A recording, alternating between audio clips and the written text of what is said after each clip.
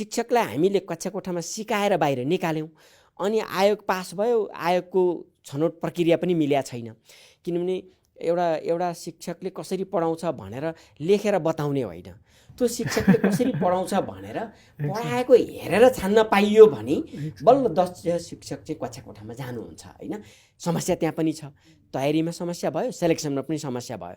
Selection भएर जब शिक्षकलाई हामी विद्यालयमा प्लेसमेन्ट गर्छौँ, हजुरले अहिले हेर्नुभयो भने चाहिँ के देखिन्छ भने नेपाल सरकारले मलाई लाग्छ त्यो युनिभर्सिटीले ट्रेन गरेर पठाएको आयोग पास गरेर गएको शिक्षकलाई तालिम नपुगेको होइन, प्रशस्त ट्रेन नभएको कोही शिक्षक हुनुहुन्न जस्तो लाग्छ मलाई सार्वजनिक विद्यालयमा। त्यहाँको समस्या चाहिँ के हो भने शिक्षकले कस्तो तालिम पाइराख्नु भएको छ भने म कक्षा कोठामा गएर पढाउँदाखेरि मलाई जहाँ समस्या छ नि त्यो समस्या समाधान गर्न सघाउने तालिम मैले पाइराखेको छैन।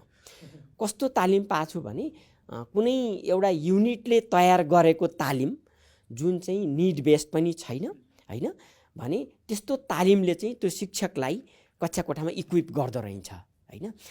मेरो समस्या एउटा विद्यार्थीले कुनै अवधारणा सिक्न स्ट्रगल गरेको समस्या छ, मलाई तालिम चाहिँ त्यो अनुसार दिइँदैन भनेको तालिम दिइएको छ तर त्यो तालिमले टिचरलाई इक्विप गरेका छैन।